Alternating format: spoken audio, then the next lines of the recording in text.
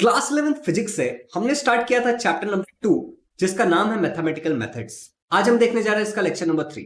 Lecture 1 और 2 के link आपको नीचे डिस्क्रिप्शन में दिए गए प्लेलिस्ट में से आप ढूंढ सकते हो और इस टेलीग्राम चैनल पे आपको हैंड रिटन नोट्स पे मिल जाएगा। My name is Shivam Jha और अगर इस चैनल पे आप नए हो तो इस चैनल को सब्सक्राइब कर लेना और इस वीडियो को अपने फ्रेंड्स के साथ जरूर शेयर करना। तो चलिए स्टार्ट करते हैं आज का लेक्चर बिना किसी टाइम पास के। तो स्टूडेंट्स आज के लेक्चर को मैं यहां से स्टार्ट करना चाहता हूं कि कल लास्ट टाइम जो मैंने तुम्हें ये सम पढ़ाया था उसमें एक्चुअली मैंने गलती से आंसर सी बता दिया था, जबकि हमने यहाँ पे निगेटिव एक्स एक्सेस लिखा है। फिर भी मैंने गलती से तुम्हें सी बता दिया था, तो प्लीज इसको करेक्ट कर लेना। और आज के लेक्चर में जैसा कि मैंने आपको लास्ट लेक्चर में हिंट दिया था कि हम करने क्या वाले हैं, तो जैसे कि देखो हमने देखा कोलिनियर, ठीक है, इस टाइप के जो भी फोर्सेस होंगे एक ही डायरेक्शन में या फिर अपोजिट डायरेक्शन में, इनको हम किस तरीके से ऐड कर सकते हैं या सब्ट्रैक्ट कर सकते हैं। लेकिन लेट्स इमेजिन अ केस, ठीक है, एक प्यारा सा केस इमेजिन करके देखते हैं। ठीक, बेसिकली हम पढ़ क्या रहे हैं वो भी मैं यहाँ पे लिख देता हूँ, मेंशन कर देता हूँ कि ज्यादा आसानी हो। तो इमेजिन करना हमें एक बॉडी, मैं यहाँ पे जस्ट लिख रहा हूँ, ठीक है, ऐसा कोई टॉपिक नहीं है बुक में लेकिन मैं लिख रहा हूँ। इमेजिन करना हमें एक बॉडी, ठीक है, वेयर जहां पे इंक्लाइंड फोर्स लग रहा है। कैसा फोर्स लग रहा है? Where inclined force is acting, ठीक है, इंक्लाइंड फोर्सेज। ठीक, अभी जरा इंक्लाइंड फोर्स को भी समझने की कोशिश करते हैं पहले, ठीक है। 0.75, तो इसको मैं कर लेता हूँ 0.60। लेट्स कंसिडर कि ये एक हमारा बॉडी है, कोई दिक्कत?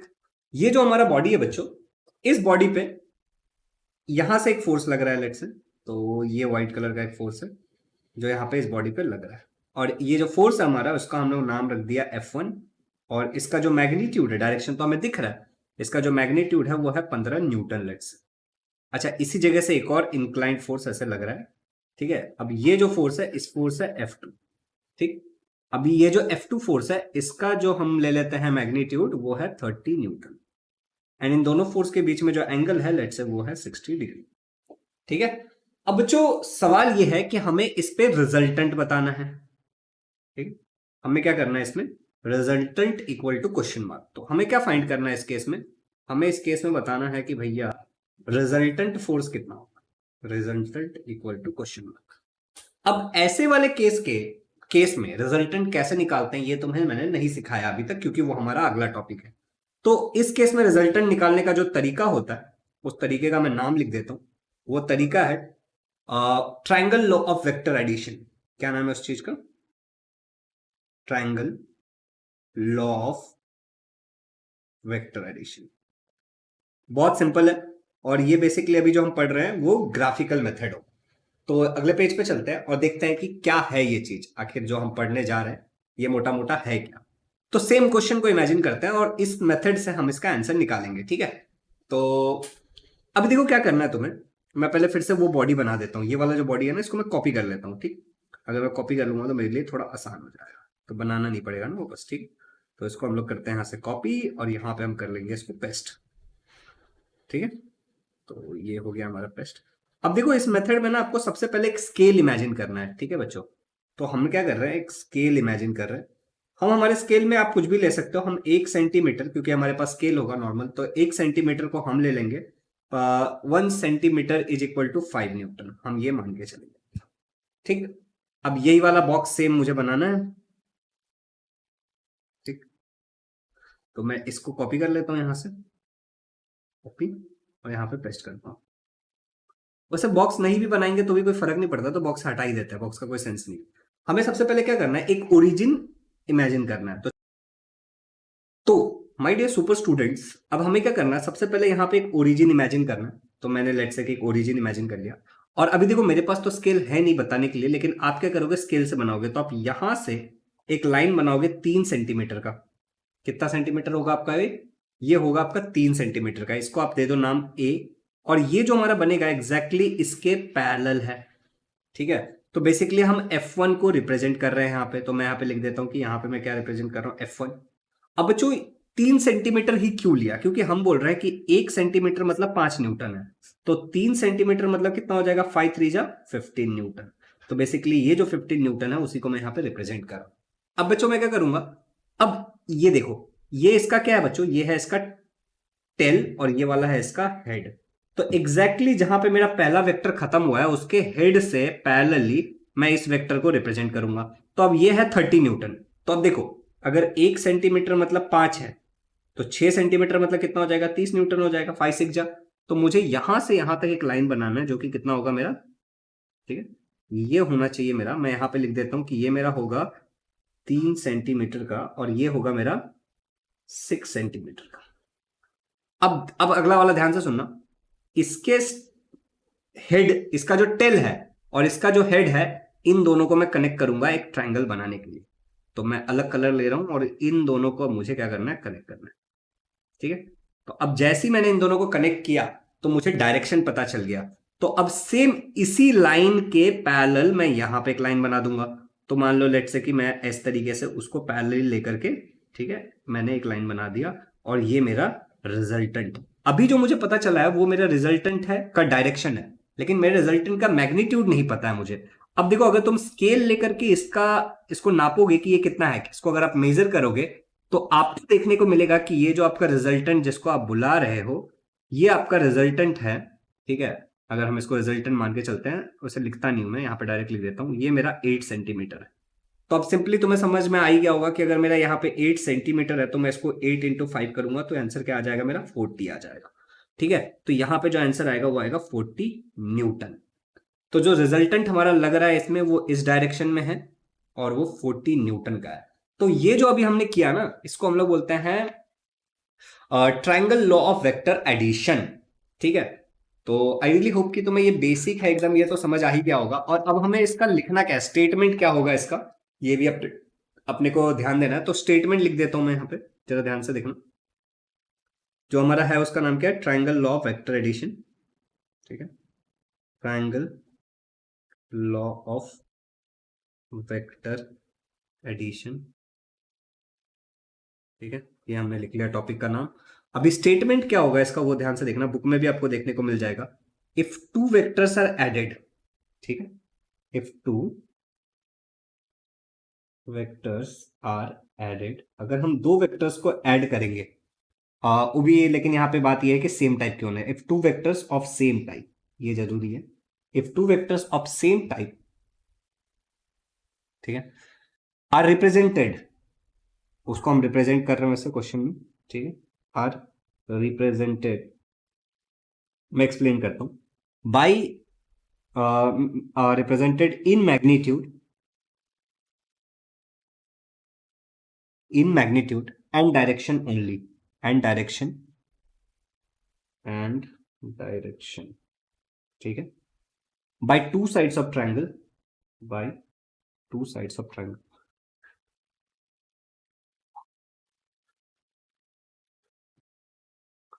तो हम बोलेंगे by two sides of triangle taken in a order. अब यहाँ पे जरा इस बात को समझना, टेकन इन अ ऑर्डर का मतलब, ठीक है, टेकन इन ऑर्डर, यहां तक मैं आपको एक्सप्लेन करता हूं फिर मैं आगे जाऊंगा। ठीक है, तो यहां पे देखो क्या बोला है, if two vectors of same types are represented. तो सबसे पहले हमको पता है कि सेम टाइप के वेक्टर्स हैं यहाँ पे F1 और F2, और इन दोनों को हमने कैसे रिप्रेजेंट किया है, एक ट्राइंगल के तरीके से रिप्रेजेंट किया है। अब ये पहला साइड है और ये दूसरा साइड है। टेकन इन ऑर्डर का मतलब क्या है कि मैंने क्या बोला आपको, ये क्या है, टेल है और ये वाला हेड है, ये जो एरो यहाँ पे जा रहा है ये हेड है।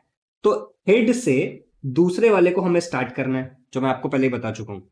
पहले का ये है हेड और वहां से दूसरे को अपने को ऐसे स्टार्ट करना है। तो ये टेकन इन ऑर्डर जो है ना, इसका मतलब यही है। गॉट इट, सेम टाइप के वेक्टर्स है जिसका अपने पास मैग्नीट्यूड और डायरेक्शन है, तो उसको हम एक ट्राइंगल के दो साइड से रिप्रेजेंट कर रहे हैं, टेकन इन ऑर्डर। ठीक है, देन द रिजल्टेंट, अब अगला वाला सुनो क्या बोला है, ठीक है, then their resultant, then their resultant is represented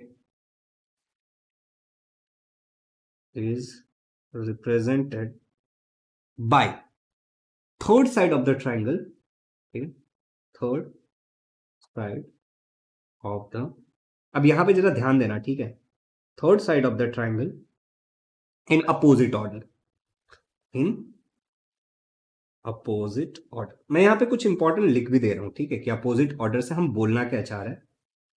starting point of first vector to ending point of second vector, क्या बोला मैंने, starting point of first vector, इसका मतलब है टू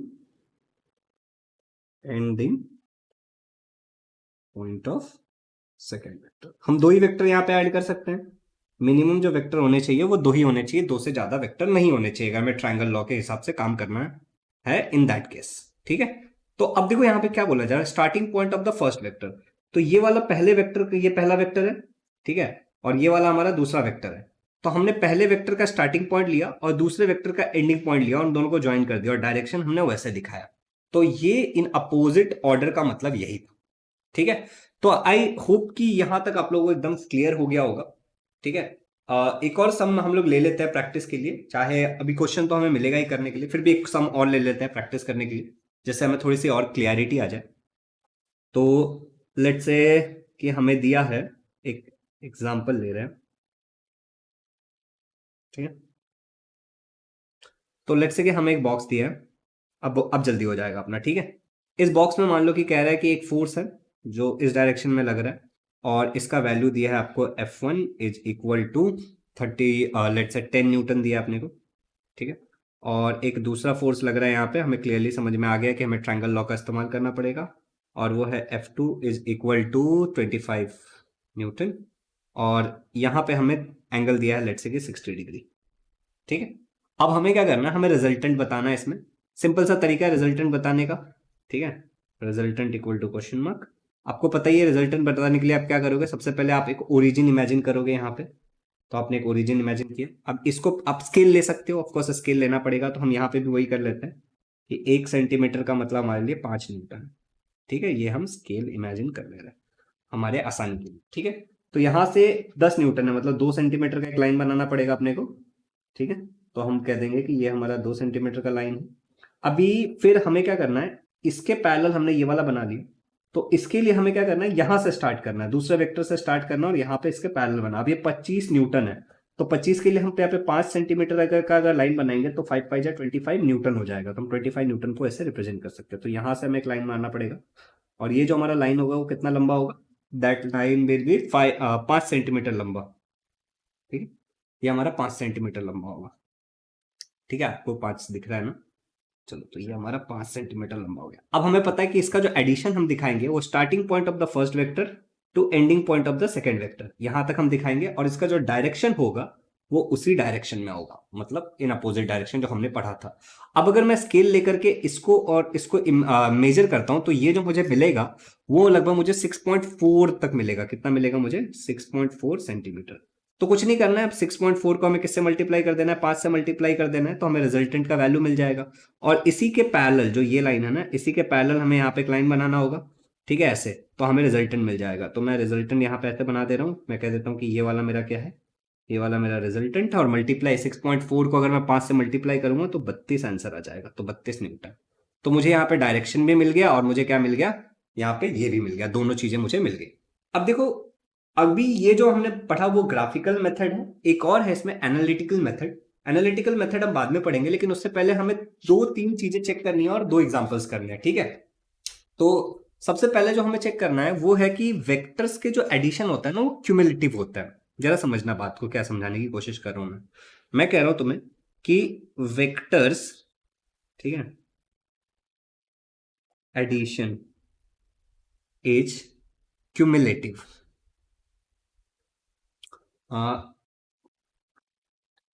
सॉरी, क्यूमुलेटिव नहीं है, कम्यूटेटिव है। मैं तुम्हें टेक्स्ट बुक में दिखाता हूँ, ठीक है।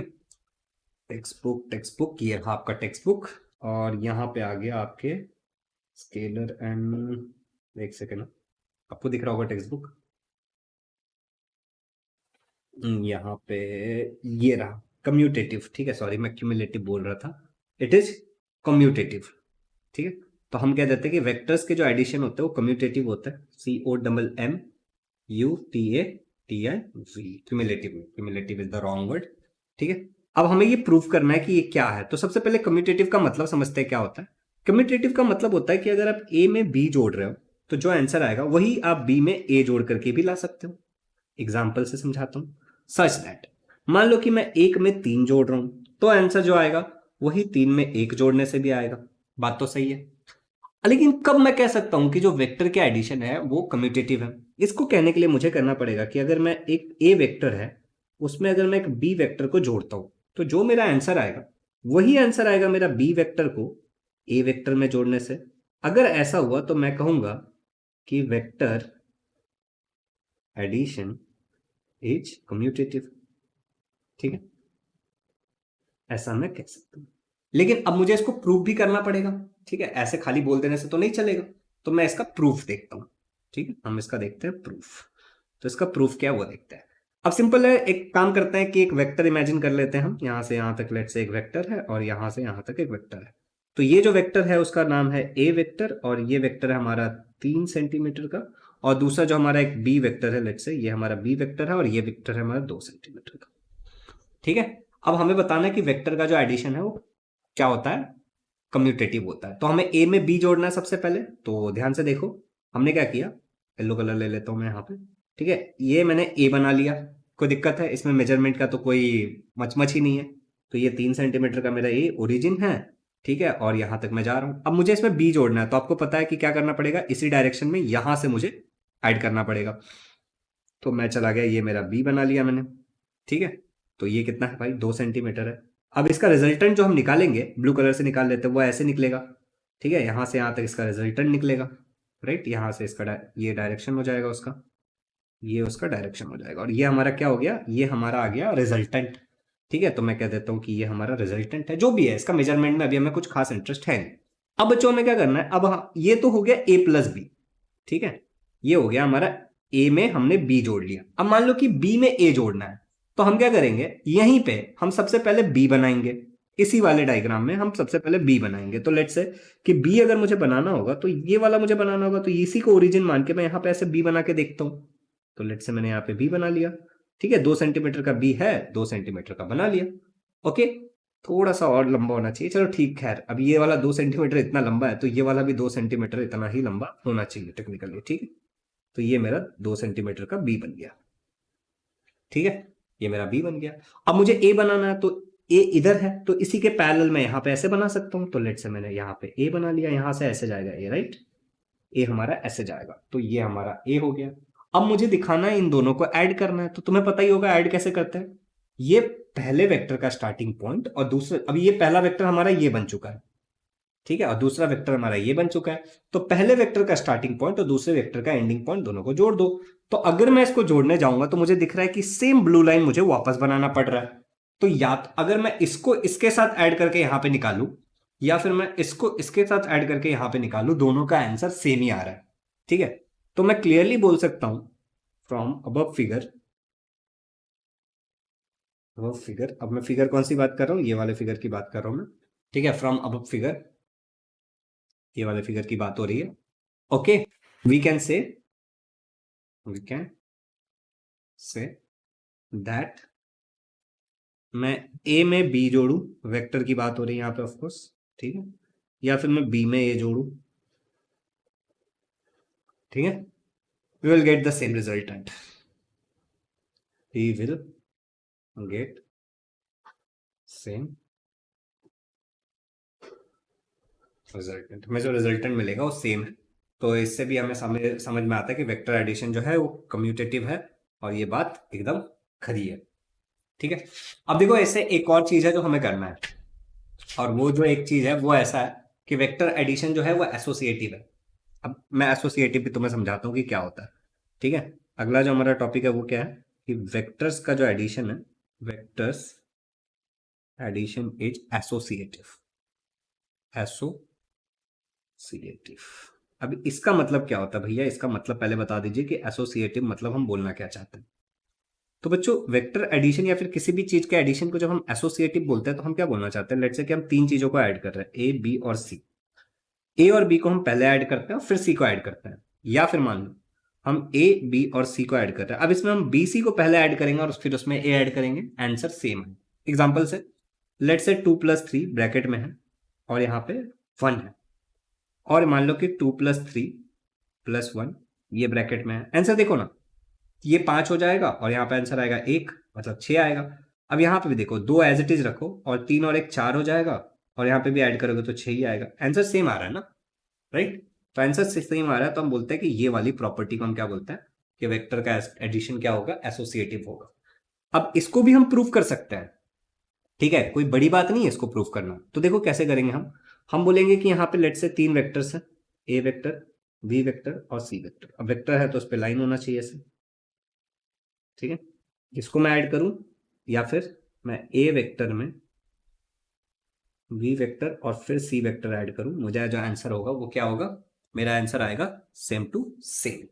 अभी इसको लेकिन हमें प्रूव करना है, तो अब इसको प्रूव करना है हमें, तो प्रूव कैसे करेंगे हम फिर से वही जो हमने ग्राफिकल मेथड सीखा है उसी ग्राफिकल मेथड का इस्तेमाल करेंगे और प्रूव करने की कोशिश करेंगे। देखते हैं करके। तो मान लेते हैं हम 3 वेक्टर्स इमेजिन कर लेते हैं। तो हमारा ये पहला वेक्टर है, लेट्स से ये इस वेक्टर का नाम है वेक्टर ए, ठीक है, और ये हमारा 3 सेंटीमीटर का एक वेक्टर है लेट्स से। फिर मैं एक दूसरा वेक्टर इमेजिन कर लेता हूँ, ये वाला मेरा एक वेक्टर है और इस वेक्टर को मैं कह देता हूँ वेक्टर बी। और ये जो मेरा वेक्टर है वो एक 2 सेंटीमीटर का वेक्टर, और यहाँ पे मैं एक वेक्टर इमेजिन कर लेता हूँ, ये है मेरा वेक्टर सी, ठीक है, वेक्टर सी। और ये मेरा 4 सेंटीमीटर का एक वेक्टर है। अब मुझे पहले क्या करना है, मैं पहले करूंगा ए में बी को ऐड, ठीक है, और फिर उसमें मैं सी को ऐड करूंगा। तो मैं शायद नहीं समझ में आया होगा कि मैं क्या बोलने की कोशिश कर रहा हूँ, बट अभी समझेगा, टेंशन मत लो। तुम्हें पता है एक ओरिजिन इमेजिन करना है तुम्हें, ठीक है। इस ओरिजिन से तुम ऐसे एक लाइन बनाओगे, ये तुम्हारा वेक्टर ए को रिप्रेजेंट कर रहा है, ठीक है। लेंथ वेंथ को भूल जाओ, अभी कोई दिक्कत नहीं है, ठीक है। अब यहां से तुम वेक्टर बी बना लो, ठीक है, ये तुम्हारा वेक्टर बी हो गया। अभी ए और बी को ऐड करने के लिए तुम एक ऐसा लाइन बनाओगे ब्लू कलर से लेट से, ठीक है। ये वाला तुम्हारा क्या दिखा रहा है, ये वेक्टर तुम्हारा दिखा रहा है ए को हमने बी के साथ इमेजिन ऐड कर। अब देखो इसको अब तुम एक वेक्टर कंसीडर करो, तो ये वाला तुम्हारा एक ही वेक्टर है वैसे, ठीक है, रिजल्ट ए और बी का रिजल्टेंट है। इसमें तुम्हें सी ऐड करना है, तो ये जो वेक्टर है वो इससे इस डायरेक्शन में जा रहा है, यहां पे जा रहा है। तो यहां से तुम्हें अब सी वेक्टर बनाना है, तो सी वेक्टर तो ऐसे जा रहा है, तो यहां से बना लो एक सी वेक्टर, ठीक। तो यहां से हमने बना लिया सी वेक्टर, ठीक है। तो ये हमारा दूसरा वेक्टर है, ये वेक्टर हमारा क्या है, सी वेक्टर। अब मुझे क्या करना है, इसको और इसको ऐड करना है, दैट मीन्स कि इस वेक्टर को और इस वेक्टर को ऐड करना है। तो starting point of the first vector, ये मेरा फर्स्ट वेक्टर है ना, तो इसका स्टार्टिंग पॉइंट ये है, और ending point of the second vector तो ये है। तो मुझे इस डायरेक्शन में एक लाइन बनाना पड़ेगा, starting point of the first vector से लेकर के कहां तक, ending point of the second vector, ऐसे एक लाइन बनाना पड़ेगा। तो ये जो मेरा वेक्टर है ये मेरा रिजल्टेंट वेक्टर है, और ये वेक्टर क्या रिप्रेजेंट कर रहा है, ये वेक्टर मेरा रिप्रेजेंट कर रहा है, मैंने ए को बी के साथ ऐड किया और फिर उसमें मैंने सी वेक्टर ऐड किया, ये मेरा ये वेक्टर ब्लू वाला रिप्रेजेंट कर रहा है। तो ये तो हो गया। अगर ऐसा सेम आंसर हमारा अगर इस वाले केस में भी आता है, तो सेम टू सेम डायग्राम अगर आता है, तो मैं कहूंगा कि भाई बात तो सही है।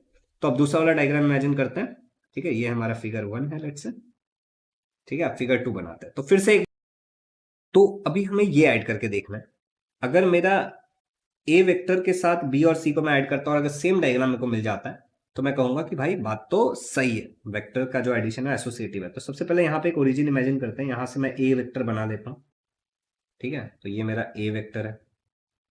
अभी ए वेक्टर में यहाँ पे अब क्या बी और सी, तो यहाँ से ऐसे बी वेक्टर बन जाएगा, ठीक है। तो यहाँ पे बन गया मेरा बी वेक्टर लेट से, और अब जो सी वेक्टर है वो यहाँ से ऐसे बन जाएगा, ठीक है, ऐसे बन जाएगा सी वेक्टर, ठीक है। यहां तक तो कोई दिक्कत नहीं है। अब देखो भाई कैसे किया मैंने, मुझे पता है कि ए पे मैंने क्या किया है, ए पे मैंने बी ऐड किया और उधर मैंने बी को सी ऐड। अब अगर बी और सी को साथ में ऐड करके मुझे उसका अगर रिजल्टेंट चाहिए इसका आंसर, तो देखो बी फर्स्ट वेक्टर हो गया और ये सेकंड वेक्टर हो गया, तो यहां से यहां तक जाएगा फर्स्ट वेक्टर का स्टार्टिंग पॉइंट, और सेकंड वेक्टर बी और सी को अगर कंसिडर कर रहे हैं तो यहां तक एक लाइन जाएगा, ठीक है। तो यहां से यहां तक एक क्या हो गया, इसका जो दूसरा वेक्टर है वो हमारा बन गया, ठीक है। तो ये जो हमारा वेक्टर है वो क्या है, B vector plus C vector. अब बी वेक्टर और सी वेक्टर में अगर मुझे ए को ऐड करना है, तो ये वाला मेरा फर्स्ट वेक्टर है, मान लो ये मेरा अगर फर्स्ट वेक्टर है, ठीक है, और ये मेरा सेकंड वेक्टर है। तो कैसे करते हैं, अब देखो हमें क्या करना है, इसमें इसको ऐड करना है। तो फर्स्ट वेक्टर किसको कंसिडर करोगे तुम, स्टार्टिंग पॉइंट, ठीक है, starting point of the first vector, ठीक है। तो A is the first vector and ending point of the second vector, तो ये वाला होगा, तो इस डायरेक्शन में हमें एक लाइन बनाना होगा, ठीक है। तो ये लिया मैंने, इस डायरेक्शन में एक लाइन बना दिया, ठीक है। तो ये जो मेरा लाइन बना है क्या वो ऊपर वाले की तरह ही दिख रहा है, तो मैं यहाँ पे कह सकता हूँ ना कि ए वेक्टर में मैंने क्या किया, बी और सी वेक्टर को ऐड कर दिया, ठीक है। और जो मेरा लाइन है वो सेम टू सेम दिख रहा है, तो मैं क्या कहूँगा, ये मेरा फिगर 2 है, और फिगर 1 और 2 को देख करके, ठीक है, मैं कह सकता हूं, यहाँ पे जूम करके लिख देते हैं, ठीक है, कि from figure 1 and 2 we can say, हम क्या कह सकते हैं कि वेक्टर एडिशन इज एसोसिएटिव, ऐसा मैं कह सकता हूं। तो ये हो गया हमारा vector addition is cumulative and sorry commutative and vector addition is associative की बात। अभी देखो यार, टेक्स्ट बुक के दो सॉल्व एग्जांपल है तुम्हारा, ठीक है, एक है एग्जांपल 2.1 ट्राई करना, और एग्जांपल 2.2, ये दोनों ट्राई करना, जमता है नहीं जमता मुझे बताओ, और मतलब कमेंट में बताओ, और उसके बाद मैं आपको अगले लेक्चर में सिखाऊंगा, और मैं आपको law of parallelogram of vectors भी बताऊंगा, जो एक एनालिटिकल मेथड है। आई रियली होप कि you watch it. Do subscribe to the channel अगर नए हो तो, और वीडियोस को शेयर जरूर करना।